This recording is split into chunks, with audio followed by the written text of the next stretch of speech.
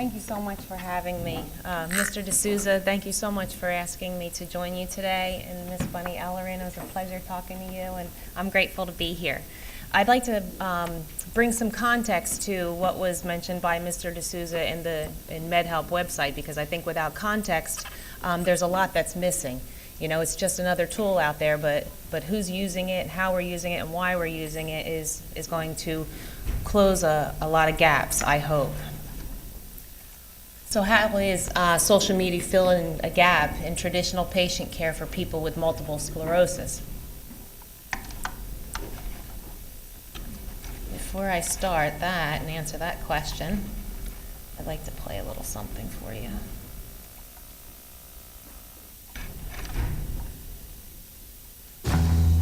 There are rich teams and there are poor teams. You hear that? Then there's 50 feet of crap.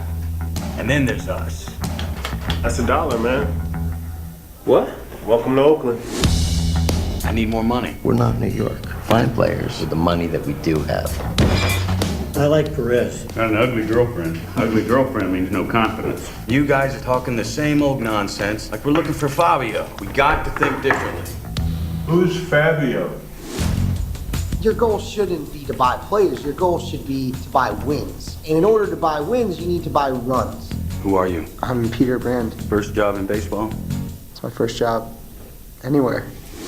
We're gonna shake things up. Why don't you walk me through the board? I believe there's a championship team that we could afford because everyone else undervalues them, like an island of misfit toys.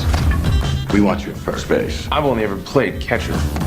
It's not that hard, Scott. Tell him, Wash. It's incredibly hard. He can't throw. But what can he do? You want me to speak? We're not pointing you yet. He gets on base. We are card counters at the blackjack table. We're gonna turn the odds on the casino. I'm heading in. Text me the play-by-play. Wait, what? I don't watch the games. Billy Bean has tried to reinvent a system that's been working for years. It was a nice theory, just not working out.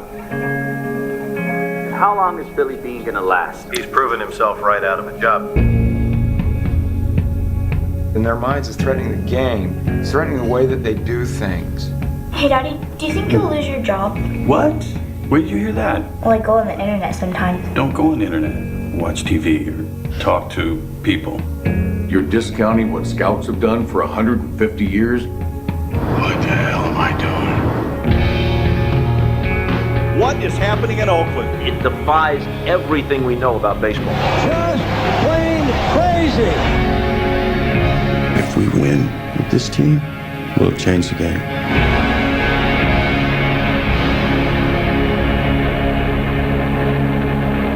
This better work. I'm just kidding.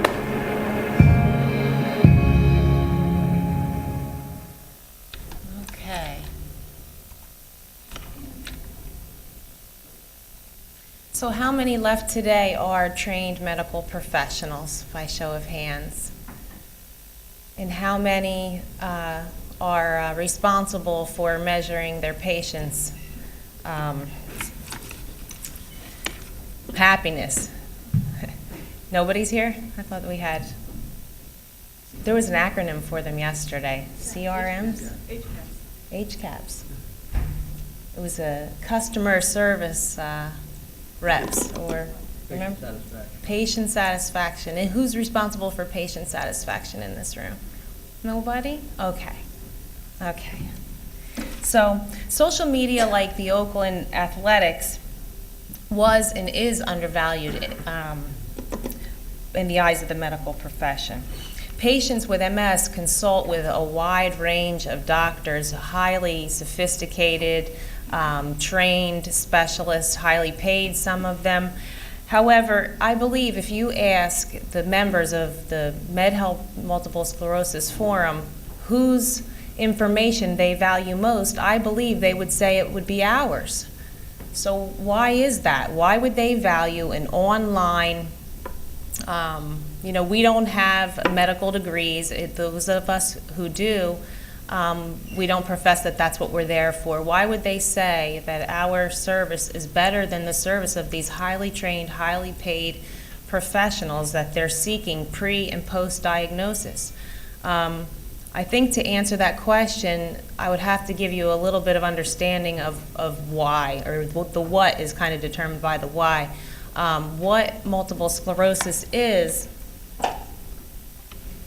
it's a degenerative disease that affects the central nervous system, so that's your brain and your spinal cord, and it affects patients physically, emotionally, and mentally. The video demonstrates how, to me, it demonstrates how an undervalued team was able to, knock it out of the ballpark and become, the winning 20 consecutive wins, I believe they had, and they created world history. And I think we are knocking things out of the ballpark on our forum every single day. So I guess it's hard for me to explain to you certain aspects of this disease. So I'm gonna do my best. And pardon me if I get a little bit distracted. At least I have something to blame it on, right?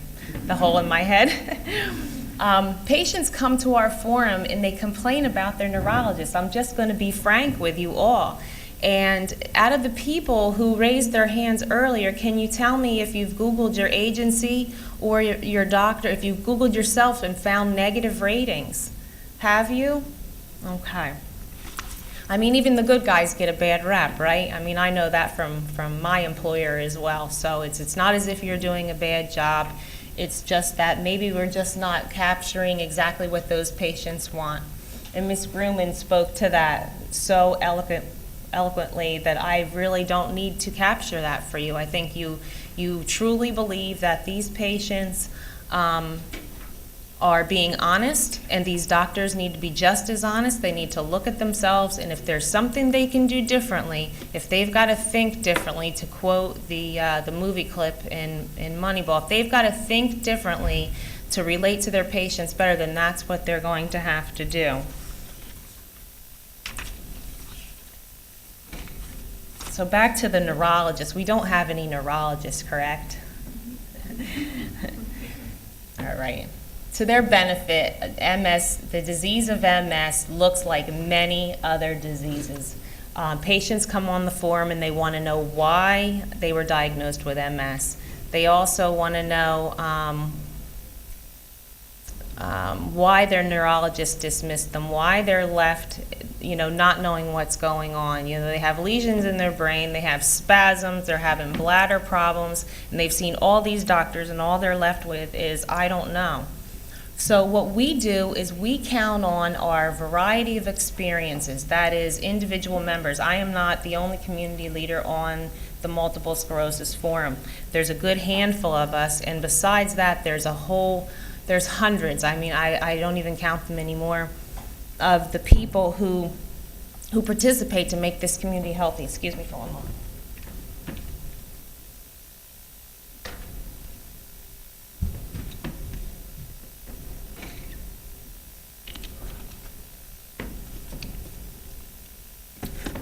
So what we do is we take with the information that they're saying. We don't give them a diagnosis, but we give them background.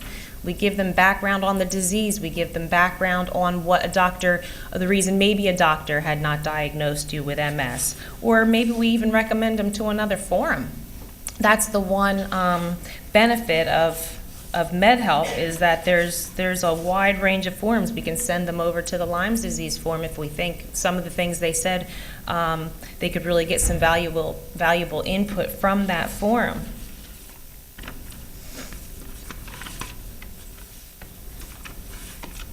There's a lot of things that I could tell you about that Mr. D'Souza also spoke about, the applications, but what I'd like to do is explain to you exactly what brought me to MedHelp. MedHelp did not look anything like it does now. All those fancy features were not there. Back in 2007, I was a pretty productive, I would say. I could speak a little bit more eloquently at the podium or on the floor, but I really didn't want to walk on that floor because it was crackling all day yesterday and squeaking, and I thought, you're going to think she's got some really bad shoes here, so I'm not going to go over there. But basically what brought me to MedHelp was I was looking for facts. I got to the point where I could think, I could see, and I could retain some sort of information, because what had happened was I turned into somebody who couldn't speak too well, who couldn't walk a straight line, and I couldn't make my body parts do what they normally would do. That includes, driving a car, cooking dinner. I have 3 children that are not children anymore. They're 22, 18, and 17. And nothing would work. So once I finally got to the point where I could look at the computer, because I wasn't getting the information from the doctors, I was knee-deep in the middle of a workup. One of the primary reasons that people come to MedHelp is because they are knee-deep in the middle of a workup. MedHelp was this orange, lined-out forum page. I read it and read it and read it. One of the things that definitely is important to MedHelp is there is no sign-in. You do not need to sign into MedHelp to read that forum. I hope that feature never changes, because a lot of people come to our forum because they do not have to sign in. They don't have to sign up or do anything. So anyway, I read it. There was a lady on there, among others, who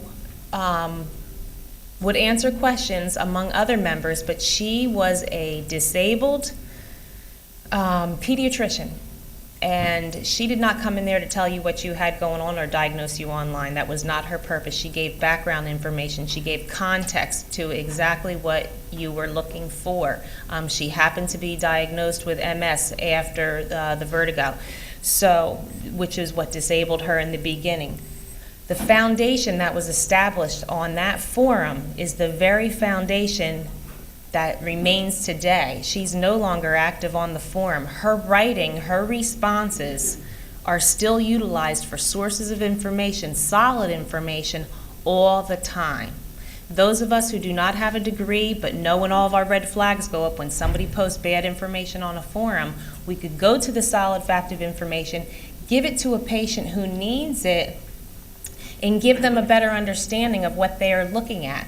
Without the solid foundation, it's absolutely useless.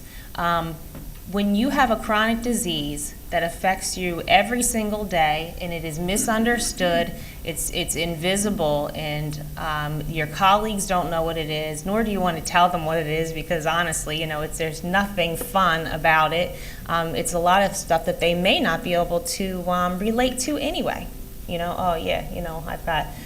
You can't even sit down because you've got spasms in parts of your body that you don't even want to describe to anybody, and they'll say, oh yeah, they get spasms, and you drink some water. It's not the same. So some people just want to, just leave all that aside. But to get back to my point, we do need doctors. We don't need doctors I'm not going to say we don't need doctors on the expert forum. The MS patient-to-patient forum needs solid health pages. And let me give you an example. I'm not going to show you these because you saw these. Health pages. Before we had health pages, we relied on community members who knew the keywords to search the community, to find an old write-up, so we could make sure that the next person that came on 2 years after that was given solid information on something we couldn't speak to but we know was spoken about.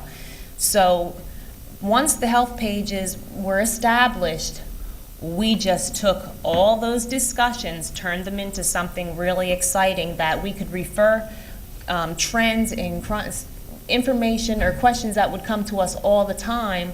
We could point to the health page. We might want to tailor, our response to what the member asked for, but we also want to point them to the health page for background information. Without background information, we have absolutely nothing. And for those in the room of healthcare systems that think that a tool like this is not useful in the strategy that you are planning between your hospital networks, you're absolutely missing the point. Because every person that came up and spoke yesterday and today said it depends on the patients. Well, I can tell you what the patients are saying, and a lot of them through the years were not very happy. They do feel dismissed. But sometimes when it comes to MS, there's some validity with what the doctor is saying, but they have no context. Give them the context. Or you can, as a doctor, you can say, you know, what about this do you already understand? Because in some cases, the patients are ahead of the doctors, like was mentioned yesterday as well.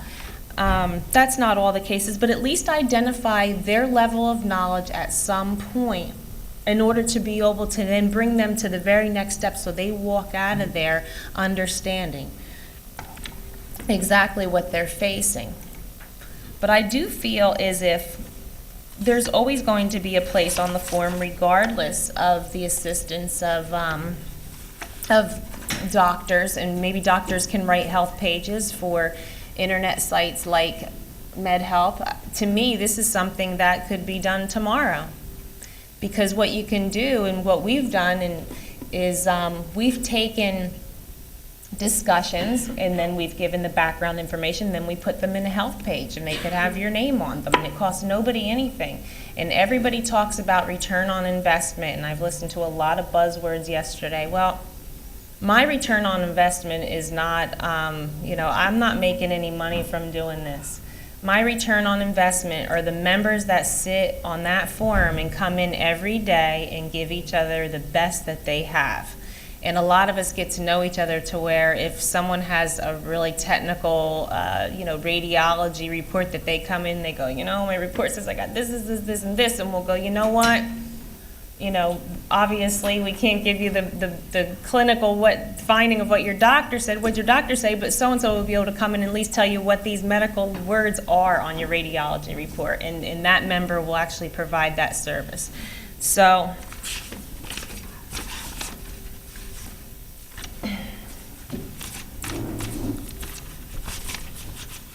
I think I kind of glazed over a little bit and got off topic, and I apologize. But I wanted to tell you a little bit about me as well and what happened, because I seen on the schedule where it did say managing my health through MedHelp.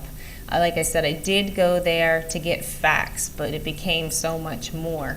I don't go on there with all of my questions of the day, but a lot of people do. It all goes back to what that person is like. If that person is the type of person that needs information, then we're going to give it to them. I don't make all of my decisions based on a website. I don't make my decisions based on hot topics and trends that are running across Twitter, nor do any health people with chronic health problems. I don't believe they're making their decisions based on that. I believe they're listening to what their doctor said, they're asking the questions, and whether or not they're getting the answers that they feel satisfied with, then they're reaching out to their peers. MedHelp is a place where they can reach out to their peers. And I challenge you, while you're putting together your strategies, to think outside of the box a little bit. In your leaders in your field, this isn't just social media. This is healthcare social media. It's different. A lot of the the sites and the things that you're using might not be so different, but what you're doing is different. Would you say that what you're doing is different, or is it just me? Or is anybody listening anymore? Okay. I believe that you already have your niche. I believe that you are loaded in your systems with more resources than anybody can fathom. And you know what? I've run programs. I'm a program development specialist.